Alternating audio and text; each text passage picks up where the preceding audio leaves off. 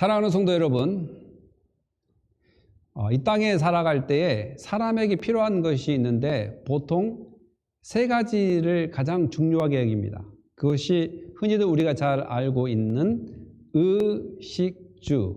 이 의식주에 대해서 해결이 되면 사람은 어느 정도 이 세상을 살아가는데 아무 꺼리낌이나 아무 저항을 받을 수 있는 것들이 없습니다.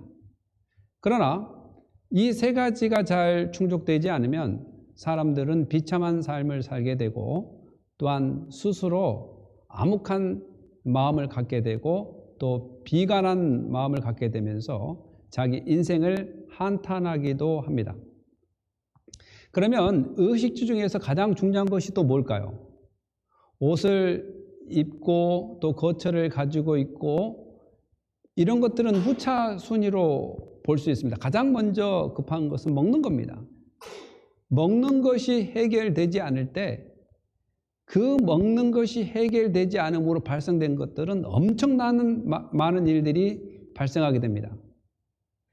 이 먹는 걸 통해서 일어나는 일은 전쟁으로까지 발전하게 됩니다.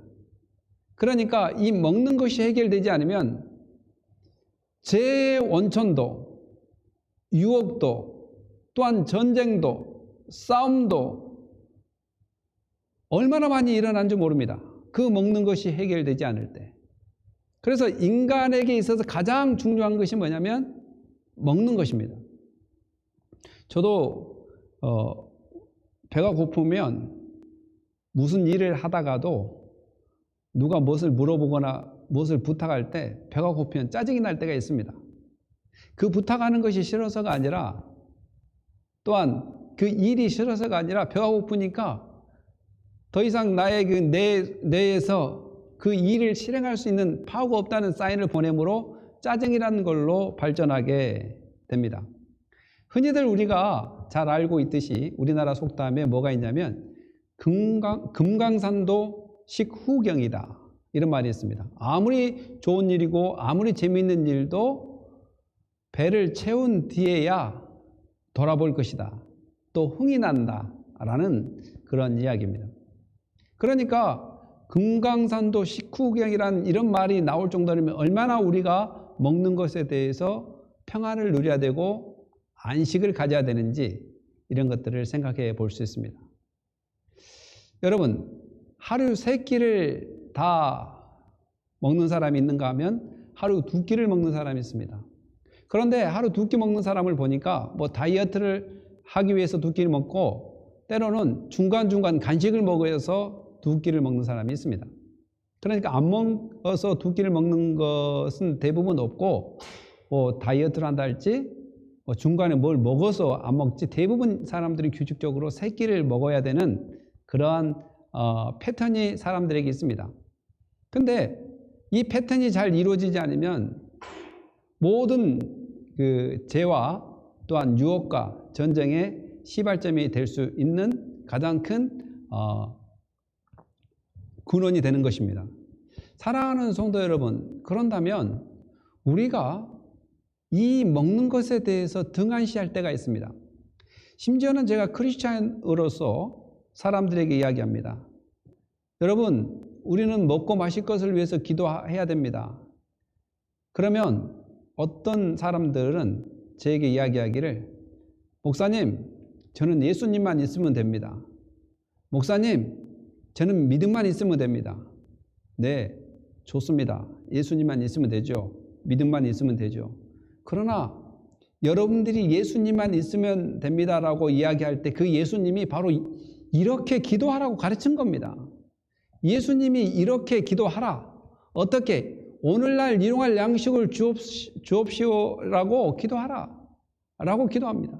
그러니까 참된 믿음은 막연하게 예수만 있으면 돼. 예수만 잘 믿는 믿음만 있으면 돼. 이것이 아니라 예수 그리스도를 믿음으로 받아들인 동시에 그가 가르친 것을 진정으로 따르고 순종할 때 참된 믿음이라고 이야기할 수 있습니다.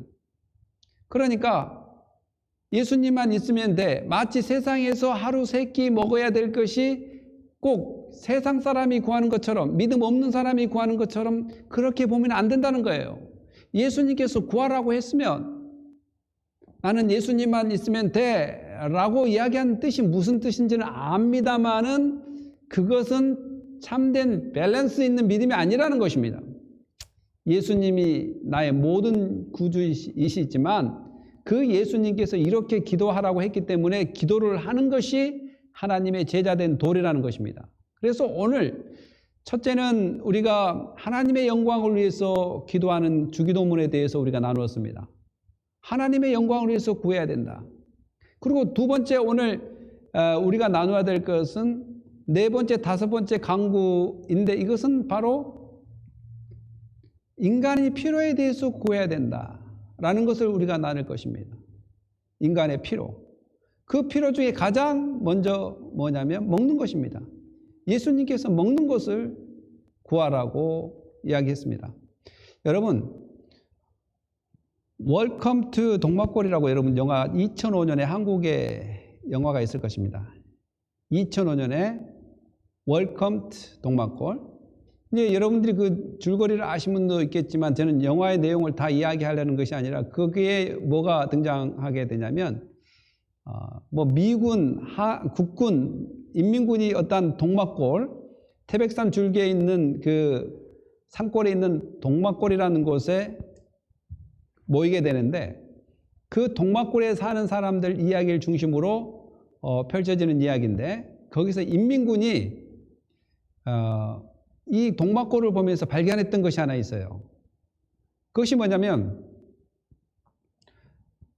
동막골의 사람들을 보니까 싸우지 않고 소리 지르지 않고 동네 사람들이 잘 평화롭게 사는 것을 보면서 그 인민군이 생각하기를 그 마을 촌장에게 물어봤습니다. 어떻게 고함 한 번도 지르지 않고 불황민들을 통솔할 수 있는가? 그 비결이 뭡니까? 라고 물어보니까 촌장은 먼 하늘을 바라보면서 이렇게 대답합니다. 뭘 많이 먹여야지. 바로 이겁니다. 잘 먹였을 때 사단은 일어나지 않습니다. 잘 먹였을 때 불평은 줄어듭니다. 그런 것처럼 예수님께서는 제자들이 필요한 것이 뭐냐? 바로 빵이다. 먹는 거다. 그 먹는 것을 위해서 기도해야 된다라는 것을 가르쳐 줍니다. 그래서 오늘날 우리에게 일용할 양식을 주옵시고 11절에 보니까 오늘날 우리에게 일용할 양식을 주옵시고 여기서 이제 일용할 헬라어로는 에피우시온이라고 합니다. 에피우시온. 이 뜻은 뭐냐면 오늘이란 뜻이 있고 내일이란 뜻이 있습니다. 그러니까 오늘 우리에게 구해야 될 양식은 내일을 위해서 구해야 되는가 오늘을 위해서 구해야 되는가 라는 이제 의문이 있게 되는데 물론 우리가 아침에 일어난 사람은 오늘이 될 수 있겠고 유대인처럼 저녁에 하루가 시작된 사람은 내일이 우리의 시간으로 될 수 있겠지만 그러니까 현재이면서도 내일이 되는 이 언어입니다. 그렇기 때문에 오늘을 위한 그 양식을 위해서 우리는 기도해야 된다라는 것을 가르쳐 줍니다. 하이델베르크 교리문답을 보면은 이 인간이 구해야 될 것 이 세 가지 곧 먹는 것을 위해서 기도해야 되고 죄를 용서하는 것에 대해서 기도해야 되고 시험에 들지 않기 위해서 기도해야 된다는 이 세 가지 측면에서 바로 이 먹는 것과 용서하는 것과 또한 죄를 짓지 않는 시험에 들지 않는 이 세 가지 측면을 하이델베르크를 자세히 살펴보면 이 먹는 것은 창조주 대신 하나님 앞에 구하는 것처럼 설명하고 있습니다. 그러니까 이 오늘날 우리에게 일용할 양식을 주옵시고 라고 할 때 하이델베르크 125번 문제에서 이 네 번째 강구가 어떤 의미냐라고 물어봤을 때 이렇게 답합니다. 우리로 하여금 하나님이 모든 선한 것의 유일한 근원임을 하나님의 복주심이 없이는 우리의 노력이나 걱정, 심지어 하나님이 주신 은사들도 소용이 없다는 사실을 알도록 우리의 육신적인 모든 필요를 채워주십시오라는 의미가 담겨 있다는 거예요.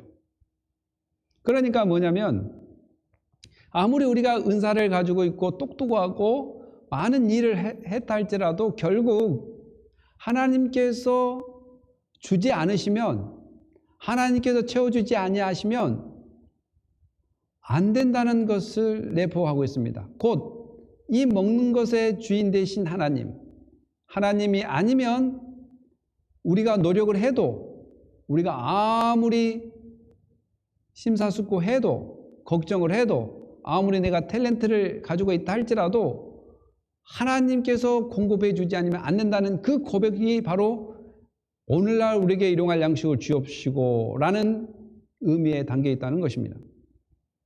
또한 우리가 이 빵을 세상에 의존하지 말고 오직 하나님만을 신뢰하도록 도와주십시오라는 의미가 있습니다.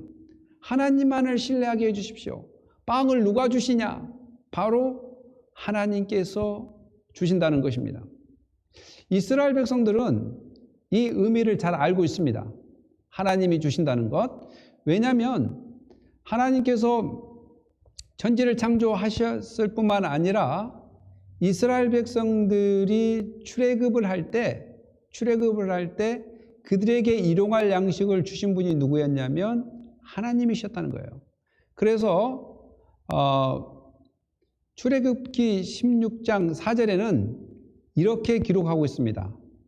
그때 여호와께서 모세에게 이르시되 보라 내가 너희를 위하여 하늘에서 양식을 비같이 내리리니 백성이 나가서 일용할 것을 날마다 거둘 것이라. 이같이 하여 그들이 내 율법을 준행하나 아니하나 내가 시험하리라 라고 이야기합니다. 그러니까 하늘에서 만나가 비같이 내리는데 하나님께서는 그들에게 날마다 제공하겠다는 것을 약속했고 그들은 날마다 제공하겠다는 그 하나님의 약속을 믿고 하루하루에 필요한 양식을 구해야 됩니다. 근데 단 2배로 구해야 될 때에는 바로 엿새날만 2배로 구하고 나머지는 하루하루 구해야 됩니다. 엿새날에는 왜 2배를 구해야 되냐면 7째 날에 쉬어야 되기 때문에 그 필요까지 엿새날에 구하게 했습니다. 그런데 인간이 욕심이 발전해서 하나님께서 엿새날에 2배로 하고 7째 날에는 가지 마라고 이야기했습니다. 그런데 사람들은 그 7째 날에 가서 구하려고 합니다. 그러나 그 모든 것이 썩어버립니다. 거둘 수가 없습니다. 심지어는 하루하루 구하라고 이야기했더니 이스라엘 백성 그중에는 몇 사람들은 많이 가져와서 내일도 먹고 그 다음날도 먹으려고 했지만 결국 다 썩어버립니다. 그러니까 하늘에서 내린 만나가 하나님께서 공급하신 것처럼 하나님의 모든 그 위대하심과 자비로움과 공급하심을 믿지 못한다면 첫째는 하나님께 구하지 못할 것이고 두 번째는 나의 방법으로 많은 것을 쌓으려고 합니다. 여러분 여기서 오해하지 마십시오. 저축을 하지 말란 말이 아닙니다. 그 저축을 하는 동기가 나의 욕심을 채우기 위한 것인지 아니면 미래를 대비하고 이머전시 상황에 대비하기 위해서였는지 아니면 남을 돕기 위해서 저축하는 건지 이런 것들을 잘 판단해서 해야 되는데 자기 욕심을 위해서 많은 것을 쌓아놓으면 때로는 그것이 바람처럼 또한 구름처럼 흩어져 버릴 때가 있습니다. 날아가 버릴 때가 있습니다. 왜 그렇습니까? 하나님께서는 각자에게 필요한 것을 공급해 주시기 때문에 그렇습니다. 사랑하는 성도 여러분, 오늘날 일용할 양식을 주십시오. 오늘 일용할 양식을 주십시오 하나님. 이렇게 하면 하나님께서 주시게 됩니다. 그런데 이 양식을 계속 먹다 보면 만족함이 일어나지 않습니다. 그래서 우리는 이 양식을 구하는 동시에 미래 영원히 배고프지 않는 양식, 그것을 생각하게 됩니다. 곧 오늘의 양식을 구하면서 영원한 천국에서 영원히 배고프지 않는 양식을 기대하면서 구하는 것이 이 의미 속에 담겨 있다는 것을 우리는 깨달아야 될 줄 믿습니다. 그러니까 여기에서 일용할 양식은 빵인데 실제적으로 우리가 필요한 것을 구하라는 것입니다. 어떤 분들은 제롬 같은 사람은 이 빵을 뭐 성찬식에 필요한 빵, 6월절 빵, 특별한 빵으로 생각하는데 대부분 학자들은 이것을 특별한 빵으로 보지 않고 곧 제자들이 필요한 양식을 구해야 된다는 것입니다. 그래서 사랑하는 성도 여러분, 우리가 필요한 것을 구하십시오 라고 이야기하면 나는 예수님만 있으면 됩니다, 나는 믿음이 최고입니다, 이렇게 이야기하지 마시고 예수 그리스도께서 이렇게 구하라는 것을 구하는 것이 곧 예수님을 사랑하는 것이고 예수를 잘 믿는 것입니다. 순종하는 것입니다. 예수님만 필요하다고 이야기해가지고 배고프면 손 벌리지 않습니까? 손 벌리지 않아요. 교회도 그렇습니다. 우리 교회는 믿음이 제일이고 예수님만 증거하면 됩니다.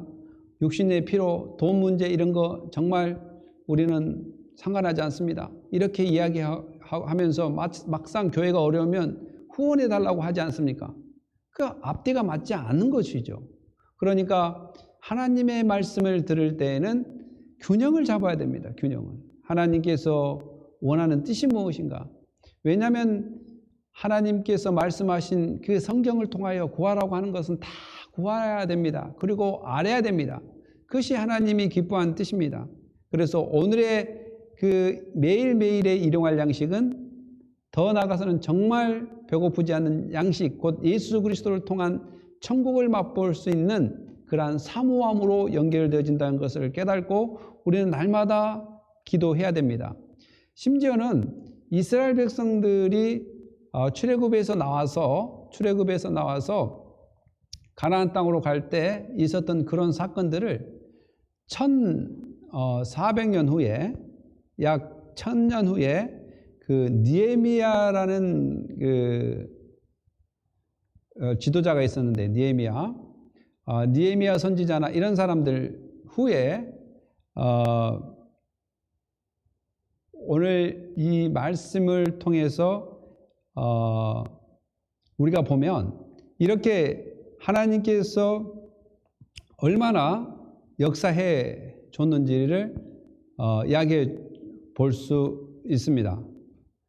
우리가 성경을 보면 주께서 주의 크신 긍휼로 그들을 광야에서 버리지 아니하시고 낮에는 구름 기둥이 그들에게 떠나지 아니하시고 길을 인도하며 밤에는 불기둥이 그들이 갈 길을 비추게 하셨사오며 또한 주의 선한 영을 주사 그들을 가르치시며 주의 만나가 그들의 입에서 끊어지지 않게 하시고 그들의 목마름을 인하여 그들에게 물을 주어 40년 동안 들에서 기르시되 부족함이 없게 하심으로 그 옷이 헤어지지 아니하였고 발이 부르트지 아니하였사오매 라고 기록하고 있습니다. 하나님께서 역사해 주신 것을 후대에 1000년 후에 레위 사람들이 이렇게 선포하는 말인데 40년 동안 광야에서 하나님께서 만나를 주셨는데 그들의 그 목마름이나 그들의 허기가 40년 동안 하나님께서 채워줘서 그들이 굶어 죽지 않았다는 것입니다. 목말라서 죽지 않았다는 것입니다. 그러니까 부족함이 없이 하나님께서 채워줬다는 것입니다. 이 광야 생활에서 하나님께서 이스라엘 백성들을 그렇게 채워줬다면 광야보다 더 나은 이 현대사회, 물론 현대도 광야는 광야지만 그 광야는 실제로 먹을 것이 많이 없었던 그런 광야였습니다. 그러나 지금 현대는 주위에 마켓이 많이 있고 널려 있습니다. 이런 현대사회에 살아가는 우리들 하물며 하나님께 구하면 하나님께서 우리에게 부족함이 없게 채워준다는 것도 우리는 확실하고 구해야 될 줄 믿습니다. 예수님께서도 말씀하시기를 그러므로 염려하여 이르기를 무엇을 먹을까 무엇을 마실까 무엇을 입을까 하지 말라. 염려하지 말라라고 예수님도 이야기합니다. 그러면 염려하지 말라라고 이야기했기 때문에 염려하지 말라 이 말이 아니라 기도하라는 말입니다. 기도하면 너희 천부께서 하나님께서 다 주신다는 것입니다. 이방인들이나 근심 걱정하는 것이지 기독교인은 근심 걱정을 하지 않고 기도한다는 것입니다. 기도를 할 때 분명히 하나님께서는 채워주신다는 것입니다. 여러분, 그런데 우리 기독교인들이 가져야 될 마음이 있습니다. 아굴이란 시인 잘 알 것입니다. 여러분, 아굴. 잠언서 30장 8절에서 9절에 보면 이렇게 기록하고 있습니다. 나를 가난하게도 마옵시고 부하게도 마옵시고 오직 필요한 양식으로 나를 먹이시옵소서. 혹 내가 배불러서 하나님을 모른다 여호와가 누구냐 할까 하오며 혹 내가 가난하여 도둑질하고 내 하나님의 이름을 욕되게 할까 두려워함이니이다 라고 기록하고 있습니다. 그러니까 이스라엘 백성들의 문제가 뭐였냐면 축복의 뒤안길이었습니다. 하나님께서 복을 주시고 하나님께서 그들을 선한 길로 인도해 주실 때 더욱더 하나님께 가까이 가는 삶이 아니었습니다. 점점 하나님께 멀어지는 삶이었습니다. 바로 아굴이 고백한 것처럼 나를 가난하게도 마시고 부유하게도 마시옵소서. 부유해서 하나님을 떠날까 두렵고 가난해서 하나님의 이름을 욕되게 할까 두렵습니다. 라는 그런 마음을 가지고 우리는 하나님께 구하는 것이 필요합니다. 많은 그리스도인들이 사실 나눌 줄을 잘 모릅니다. 나눌 줄을 모른단 말은 허들의 것을 나누는 건 쉽지만은 큰 것들을 잘 나눌 수가 없어요. 사랑은 나누는 거라고 이야기를 하고 사랑은 베푸는 것이라고 교회에서 많이 외치고 배우지만 실제로 나눔에 부족한 것이 사실입니다. 그래서 세상 사람들이 기독교인들은 거짓말장이고 말만 하는 사람이다라는 그런 통계가 30%입니다. 30% 정도가 기독교인들은 말만 하는 사람이다. 오히려 사랑이 없는 집단이다. 이렇게까지 평가를 합니다. 왜냐하면 알기는 아는데 하지 않기 때문에 그런 일이 벌어진다는 것입니다. 사랑하는 성도 여러분, 있을 때 더욱더 나누는 것이 행복입니다. 나누는 것이 복이고 나누는 것이 기쁨이고 나누는 것이 하늘을 위해 상을 쌓는 거룩한 길을 가는 하나님의 백성입니다. 왜 우리가 구해야 됩니까? 양식을 왜 구해야 됩니까? 양식을 구해서 무엇을 하려고 구합니까? 나에게 필요한 양식이 채워주고 또 하나님께 덤으로 더 주어준다면 그것을 많은 사람을 위해서 쓰기 위한 그러한 계획이 확실히 갖춰진 다음에 더욱더 구하는 것. 왜냐하면 잘못 구해서 많은 부를 누리고 많은 복을 받고 오히려 하나님을 떠나는 역사 또한 하나님을 배반하는 역사가 있을 수 있기 때문에 그렇습니다.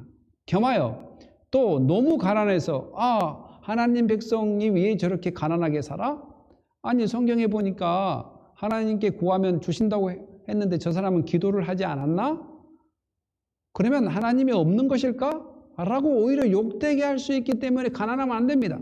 그래서 우리는 구해야 됩니다. 구하고 열심히 하나님께서 땀이 흘리면서 일을 할 수 있도록 하셨기 때문에 구하면서 또한 주님이 주신 지혜를 이용해서 열심히 일을 하는 그런 은혜가 있어야 될 줄 믿습니다.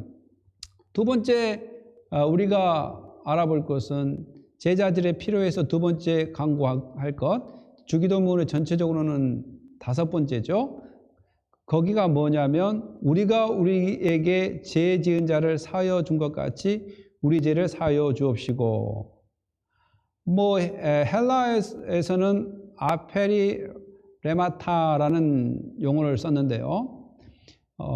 마태복음에서는 이 부분을 죄라고 표현하지 않고 빚이라고 이야기합니다. 빚. 그러니까 누가복음 11장 4절에서는 이 부분을 죄라고 이야기합니다. 똑같은 주기도문의 그 내용이 나오는데 누가복음에서는 11장 4절에서 죄라고 이야기하고, 여기서는 마태복음에서는 죄라고 표현보다는 이제 우리 한국말로는 죄로 이렇게 트랜스레이션 번역을 했는데 원래 빚이라고 이야기했습니다. 빚. 근데 이 빚은 이스라엘 백성들이 쓰는 용어 중에 하나인데 자기의 죄를 빚으로 많이 표현합니다. 빚. 그래서 죄를 용서해 달라. 우리가 우리에게 죄 지은 자를 사하여 준 것 같이 우리 죄를 사하여 주옵시고. 하이델베르크 126번에는 어떻게 이것을 이야기하느냐면, 아까는 빵은 하나님 앞에 구하는 것처럼 보였고, 이 죄 문제에 대해서는 하이델베르크는 이렇게 이야기합니다. 그리스도의 피로 말미암아라는 이야기를 합니다. 우리가 짓는 여러 죄들 때문에, 그리고 끊임없이 우리에게 달라붙은 악들 때문에 불쌍한 죄인인 우리를 처벌하지 말아 주옵소서라는 의미가 있습니다. 그리스도의 그 피의 공로로 인해서 우리의 죄를 용서해 달라는 것입니다. 모든 악한 자, 이제 우리가 잘 알다시피 죄를 짓는 이유는, 도덕적인 죄들이 많이 일어나는 것은 가장 큰 원인이 먹는 것 때문에 생겼다고 이야기하지 않겠습니까? 그래서 먹는 것을 일단 구해야 되는 거고, 두 번째, 그 먹고 살기 위해서 발생된 모든 죄악들을 우리는 용서를 빌어야 된다는 거예요. 그래서 그 용서를 비는 것은 예수 그리스도의 공로를 의지해서 우리는 용서를 구해야 됩니다. 왜냐하면 우리의 힘과 능력으로 죄를 씻을 수도 없고 해결할 수 없기 때문에 예수 그리스도의 공로와 그 능력으로만 해결할 수 있기 때문에 우리는 예수 그리스도의 피의 공로 의지하여 회개를 해야 됩니다. 그리고 여기서 우리가 잘 알아야 될 것은, 우리가 우리의 죄를 지은 자를 사하여 준 것 같이 우리의 죄를 사하여 주옵시고, 이 말은 우리가 용서를 했기 때문에 하나님 용서해 줘야 됩니다, 이 의미는 아닙니다.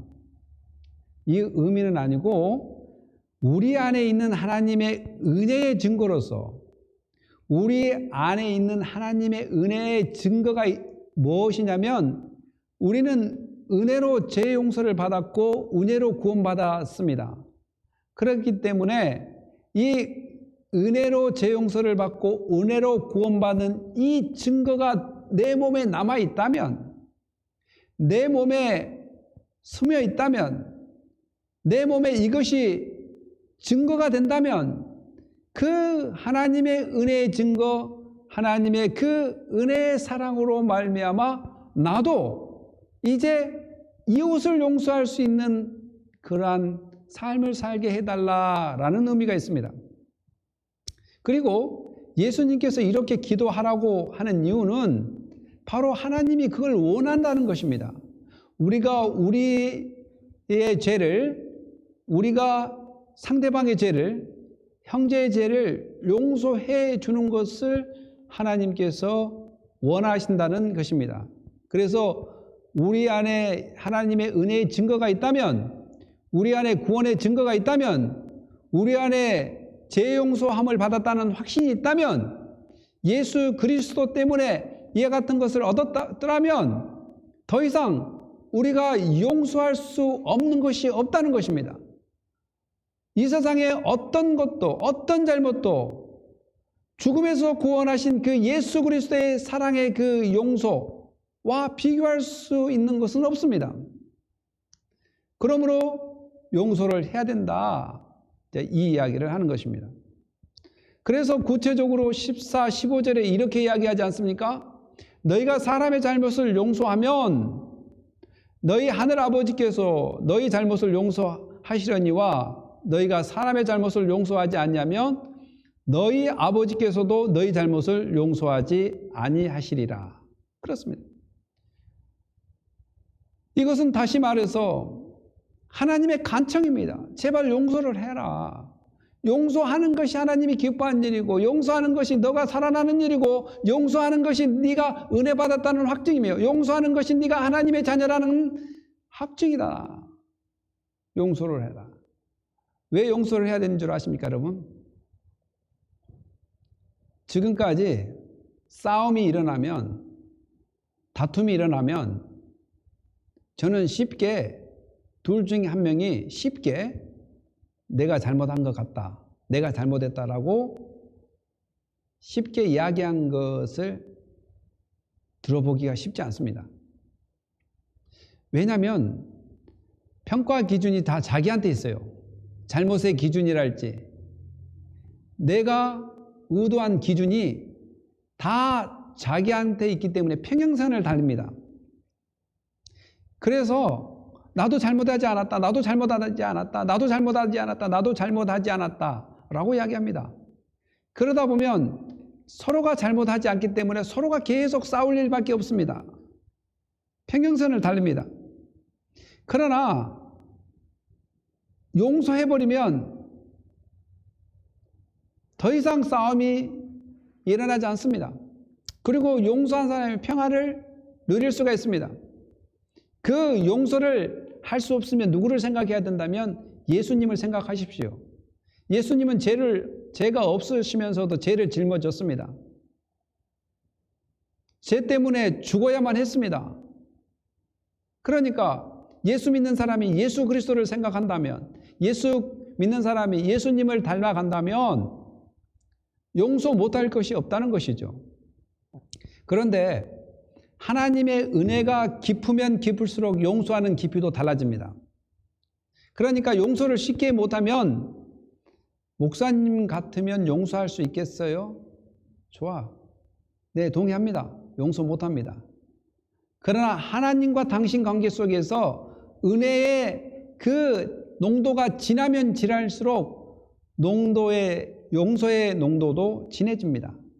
인간의 관계성에서 판단할 때는 당신이라면 용서할 수 있겠냐라고 물어볼 때 쉽게 대답할 수 없지만, 이 문제를 하나님 앞으로 가져가서 내가 하나님으로부터 얼만큼 깊은 은혜를 받았는가라는 것을 묵상해 본다면 용서의 깊이도 깊어진다는 것입니다. 그래서 이것을 사람의 기준과 판단에 맡기지 말고 하나님 앞에 나와 있을 때 자기 편에서 자기 유리한 쪽에서 변론하지 말고 하나님의 그 은혜를 생각하고 그 은혜 받은 것을 생각해 본다면 용서 못할 것이 없다는 것입니다. 이것이 바로 하나님 자녀의 특징입니다. 그래서 용서 못합니다. 용서 못합니다. 이 말은 나는 하나님의 은혜를 용서 못할 만큼의 은혜를 조금 경험한 사람이에요. 내가 더 경험했다면 더 용서할 텐데, 이 이야기라고 비슷한 상황이라고도 이야기할 수 있습니다. 예수님께서 또 이 이야기를 하나 하죠. 마태복음 18장 23절에서 25절에 용서하지 못한 종이 있었습니다. 세상에 어떤 종이 있었는데 그 종이 엄청난 빚이 있었어요. 10,000달란트. 이거 정말 큰 빚입니다. 하루 품삯이 그 당시에 1드라크마입니다. 1드라크마. 그러면 1달란트는 약 6,000드라크마. 다시 한번 이야기하자면 그 당시에 1드라크마가 하루의 품삯이에요. 그러면 1달란트가 6,000드라크마예요. 그러면 이 사람이 빚을 얼마 졌냐면 10,000달란트를 졌어요. 10,000달란트. 엄청 계산할 수 없는 엄청난 용서를 받은, 탕감을 받은 사람이다. 주인으로부터 이렇게 10,000달란트 탕감을 받는 이 종이 와서는 자기한테 100데나리온. 그러니까 원 데나리온은 원 드라크마하고 비슷해요. 그 데나리온은 로마의 은전이에요, 은전. 그러니까 100데나리온, 100일치 품삯이라고 보면 되겠네요. 100일치 품삯을 빚진 사람한테 가서 돈 내놓으라고. 그리고 그에게 있는 가슴을 모든 걸 뺐습니다. 그러니까 자기는 엄청난 것을 탕감을 받고 용서를 받았는데 고작 100일치 품삯, 이 고작이란 말은 자기 10,000달란트에 비교했을 때는 고작이란 말이에요. 그런 금액을 강제로 뺏고 용서를 안 해주는 그러한 비유를 예수님께서 말씀하셨습니다. 바로 우리가 받는 이 구원의 그 기쁨, 하나님의 은혜는 돈으로도 살 수 없을 뿐더러 정말 세상의 어떤 값어치와 비교할 수 없는 그러한 가치 있는 구원의 기쁨입니다. 그렇기 때문에 이런 사람이 고작 조그만 돈을 빌린 사람을 용서하지 못한다는 것은 어불성설입니다. 맞지 않습니다. 앞뒤가 맞지 않는 행위입니다. 그래서 용서는 자기 믿음의 표현이라고도 이야기할 수 있습니다. 사랑하는 성도 여러분, 우리의 용서는 얼만큼 진행되고 있습니까? 용서를 하지 못해서 잠을 못 자는 사람이 있습니까? 잠을 편히 자십시오. 그 용서 못한 사람도 하나님의 손에 있고 여러분들도 하나님의 손에 있습니다. 여러분들이 날마다 용서를 하는 것이 하나님의 영광을 나타내는 삶이고 여러분들의 마음에 평안을 갖다주는 삶이기 때문에 용서를 해야 됩니다. 그리고 이 용서를 한다 이 말은 곧 내가 제 용서를 받는다라는 이 말도 됩니다. 여러분, 우리는 날마다 발을 씻어야 됩니다. 날마다 생활 속에서 짓는 죄에 대해서 용서를 구하라고 회개하라고 예수님은 제자들에게 가르쳤습니다. 오늘 이 땅에 살아가면서 수많은 죄악들을 짓고 정말 예수님 앞에 와서 용서를 빌기를 원한다면 용서를 해줘야지만 그 용서를 빌 수 있는 면목이 생긴다는 겁니다. 심지어는 초대교회 교부 중에 황금의 입을 가지고 있는 크리스토톰이라고 있습니다. 크리스토톰이라고. 그는 그 교회가 송소피아 성당, 지금은 성소피아 성당이라고 부르는데 그쪽에 있을 때 터키 이스탄불에 있는데 거기에 성도들이 이 주기도문을 공부하다가 오늘날 우리에게 일용할 양식을 주옵시고 우리가 우리에게 죄진 자를 사하여 준 것 같이 이 부분에 대해서 잘 기도를 못합니다. 왜냐하면 용서가 잘 안 되기 때문에. 또 용서가 잘 안 된 사람이 어떻게 하나님 앞에 용서를 구할 수가 있겠습니까? 그러니까 그 부분을 잘 이야기를 못한다고 합니다. 사랑하는 성도 여러분, 우리는 하나님 앞에 제 용서를 받기를 원하지만 여러분들은 여러분의 주위의 사람들이 잘못했을 때 용서를 하지 못한다는 것은 그리스도의 삶을 살아가는 그러한 사람의 자세가 아니다는 것을 바로 이 기도를 통해서 깨달아야 될 것입니다. 그래서 기도하라는 거죠. 용서가 잘 안 되기 때문에 용서할 수 있는 마음을 달라고 기도하라는 겁니다. 그런 은혜가 저와 우리 모두에 있기를 간절히 축복합니다. 세 번째는 뭐냐면은 제자들이 필요하는 그 기도 분류 세 번째고 전체적으로는 6번째가 되겠죠. 주기도문의 6번째고 제자들에게 필요한 기도는 3번째가 되겠는데 우리를 시험에 들게 하지 마옵시고 다만 악에서 구하옵소서 이겁니다. 물론 이제 나라와 권세와 영광이 아버지께 영원히 있사옵나이다. 아멘. 이것은 오리지널 사본에는 없는 말입니다. 여러 가지 카피본, 후대 사본에서 이제 첨가해서 그냥 가로로 남겨놨는데 이게 송령이라고도 합니다. 닥스알러지. 그래서 이것은 이제 하나님께 전적으로 모든 기도가 하나님 앞에서 상달되어지고 하나님 할 것이라는 확신이지만 마지막에 우리를 시험에 들게 하지 마옵시고 다만 악에서 구하옵소서. 이거 정말 힘듭니다. 아까도 이야기했다시피 먹는 것으로부터 시작해서 죄가 오고 또 먹는 것으로부터 먹고 살기 위해서 시험을 들 때가 많이 있습니다. 이 시험은 먹고 사는 것뿐만 아니라 영적인 시험도 많이 있습니다. 곧 영적인 시험도 먹고 사는 것에 연결되어 있습니다. 그렇기 때문에 이 하이델베르크 127문에는 이렇게 이야기합니다. 우리 자신은 너무 미약하여 잠시라도 스스로 우리를 지킬 수 없다. 이 고백입니다. 우리는 너무 연약하여 잠시라도 우리 스스로를 지킬 수 없다. 그래서 이 유혹에 빠지지 않도록 하나님 도와주십시오 라고 외치는 것입니다. 더 나아가서는 우리 주변에는 육적인 원수도 있고 또 영적인 원수도 있고 내 제약된 습성이 원수로 다가옵니다. 적어도 내 주변에는 세 가지의 공격하는 요소들이 있습니다. 영적인 원수는 사탄이라고 이야기합니다. 사탄이 있습니다, 여러분. 사탄이 없는 것처럼 생각하면 안 됩니다. 영적으로 우리를 넘어지게 하고 하나님의 사랑에서 떨어지게 하고 악한 마음을 갖다 준 것은, 제약된 마음을 갖다 준 것은 영적인 원수 사탄이 갖다 줍니다. 그리고 육적으로 악한 사람들이 있습니다. 여기서 다만 악에서 구하옵소서라는 말은 악이라는 어떠한 공통 분모를 가진 전체적인 의미를 아우르는 악이 될 수 있지만 실체적으로도 악한 자라는 해석도 가능합니다. 그래서 이 악한 자, 곧 우리 주변에 사탄의 사주를 받고 또한 잘못된 영을 받고 또한 하나님의 뜻을 반대하는 사람들로부터 엄청난 공격을 받을 때도 있습니다.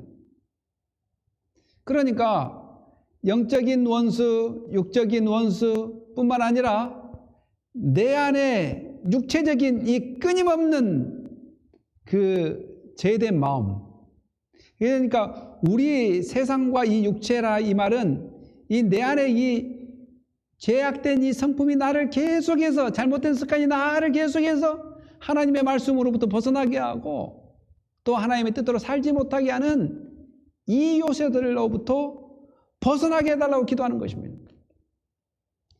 사랑하는 성도 여러분, 나는 원수가 없어. 나는 시험 들 것이 없고 나는 악한 사람이 없습니다. 아닙니다. 그건 잘못 알고 있습니다. 성경은 분명히 이야기합니다. 여러분, 한 사람 한 사람마다 적어도 세 가지 측면에 원수가 있다는 것을 기억해야 됩니다. 영적인 원수, 세상적인 원수, 또한 내 육체적인 이 제약된 그 습성들이 끊임없이 나를 공격하고 있습니다. 그래서 여러분이 넘어지는 겁니다. 그래서 여러분이 사랑에서 벗어나려고 합니다. 잘못된 곳으로 빠져듭니다. 그러므로 주님께서 성령의 능력으로, 이제 여기서는 성령의 능력이라고 이야기합니다. 성령의 능력으로 우리를 붙드시고 강하게 하셔서 이 삶의 영적 전투에서 쓰러지지 않고 우리가 최후의 완전한 승리를 거둘 때까지 굳건하게 원수를 대적해 주십시오 라는 의미가 있습니다. 나의 사탄이 나를 공격합니다. 또한 세상에 사탄의 사주를 받고 또한 제약된 습성과 관습과 아집을 가지고 하나님의 백성을 넘어뜨리게 하는 모든 것들을 이길 수 있도록 도와주시고 내 안에 육체적인 모든 정욕과 야망과 욕심과 교만과 자만까지라도 하나님 물리쳐 주십시오 라고 기도하는 것이 바로 이 의미 속에 들어있다는 것입니다. 그래서 우리가 주기도문을 할 때 얼마나 우리가 신중하게 해야 되겠습니까? 사랑하는 성도 여러분, 요한 1서 3장 8절에 보니까 이런 기도가 있어요. 이런 말씀이 있어요. 죄를 짓는 자는 마귀에게 속하나니 마귀는 처음부터 범죄함이니라. 하나님의 아들이 나타나신 것은 마귀의 일을 멸하려 하심이니라. 곧 우리의 원수된 마귀와 또한 세상의 악한 자와 더 나아가서는 나의 육체적인 모든 것들을 예수 그리스도 앞에서 낱낱이 고백하고 자복함으로 말미암아 그 성령님의 그 도우심, 앞으로 영적으로 유혹당하지 않고 악에 빠지지 않도록 도와달라고 날마다 우리는 기도해야 될 줄 믿습니다. 예수님도 시험을 당했어요. 성령이 이끌려 시험을 당하면서 말씀으로 이겨냈듯이 오늘도 우리도 기도하면서 말씀으로 이겨나는 그런 은혜가 있어야 됩니다. 사랑하는 성도 여러분, 성경의 구약 성경의 믿음의 사람들, 시편을 보니까 다윗은 이렇게 고백하고 있습니다. 내가 환난 중에서 여호와께 아뢰며 나의 하나님께 부르짖었더니 그가 그의 성전에서 내 소리를 들으시며 그 앞에서 나의 부르짖음이 그의 귀에 들렸도다 라고 고백합니다. 그러니까 믿음의 선배들도 어려운 일이 있거나 시험이 다가올 거나 배가 고프면 계속 성전에 나와서 또한 기도 처소에서 또 기도하는 자리에 하나님 앞에 담대히 구하는 것을 볼 수 있습니다. 곧 오늘 우리가 주기도문을 통해서 이 뼈대를 기초로 해서 하나님 앞에 낱낱이 구하는 것, 싸우지 말고 구해라, 원망하지 말고 구해라, 대항하지 말고 구해라, 불평하지 말고 구해라. 그러니까 불평하고 원망하고 시기하고 또한 낭망하지 말고 구하라. 왜 구해야 되냐? 믿음의 사람들은 다 그렇게 구하면서 믿음의 여정을 갔다는 것입니다.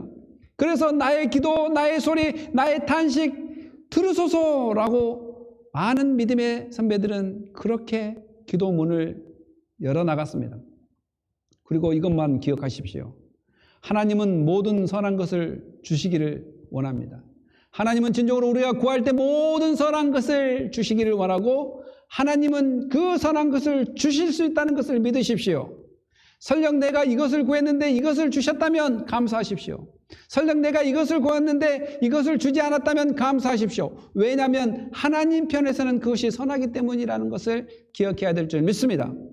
그러나 잊지 말아야 될 것은 우리가 하나님 앞에 날마다 기도하는 것을 하나님께서는 좋아하시고 기뻐하신다는 것. 또한 하나님께서는 분명히 선한 것을 주실 수 있는 거룩하신 분입니다. 사랑하는 성도 여러분, 먹을 것에 대해서 걱정하지 마십시오. 분명히 하나님께서는 주신다고 했으니 구하십시오. 주신다고 했으니 기도 안 하겠습니다가 아니라 주신다고 했으니 구해야 됩니다. 여러분, 나라에서 어떠한 베네핏을 준다고 하면 신청한 사람만 줍니다. 나라에서 여러분 이번에 팬데믹으로 어려움을 많이 당했습니다. 그 어려움 가운데 나라에서 많은 도움을 주려고 장치를 마련해 놓고 신청한 사람들에게 주는 것을 볼 수 있습니다. 마찬가지로 하나님께서 우리에게 주려고 신실한 것들을 많이 준비하고 가지고 계십니다. 그래서 하나님께서 우리에게 로봇처럼 기계처럼 또한 자동차처럼 주위에서 기름 넣듯이 넣는 것이 아니라 인격적으로 우리가 구할 때 하나님께서는 그 준비하신 것을 주시기를 원하기 때문에 우리는 날마다 이 십계명을 배우고 이 주기도문을 배우고 주기도문을 배우고 끝난 것이 아니라 이것을 기초로 해서 하나님께 영광을 돌리는 기도, 우리의 필요를 위한 기도를 늘 이 예수 그리스도가 초림하고 다시 오실 그날까지 살아가는 우리 기독교인들에게 반드시 필요한 기도가 바로 이 뼈대의 주기도문이라는 것을 기억하고 신실함을 기억하고 기도하는 은혜가 있기를, 또한 기도하는 은혜가 있기를, 또한 기도하는 은혜가 있기를, 또한 기도하는 은혜가 있기를 예수님의 이름으로 축복합니다. 기도하겠습니다. 할렐루야. 하나님 감사합니다. 정말 우리가 구하는 은혜가 있게 하여 주시옵소서. 하나님께서 구하는 자에게 주신다고 했고 또 신실한 길로 인도한, 또한 선한 길로 인도해 주신다는 것도 말씀하여 주셨습니다. 하나님, 우리에게 더욱더 주를 붙잡게 하여 주시고 원망하지 말고 낭망하지 말고 실망하지 말고 기도하며 하나님의 뜻을 구하는 그런 하나님의 뜻을 순종할 수 있는 마음을, 또한 일용할 양식을, 또한 용서하는 마음을, 또한 시험에 들지 않는 그러한 삶을 살아갈 수 있도록 기도하며 하나님의 영광을 위해 구하는 은혜가 있기를 간절히 소망하오니 주여 우리의 기도를 들어주시옵소서. 감사하며 예수님의 이름으로 기도합니다. 아멘.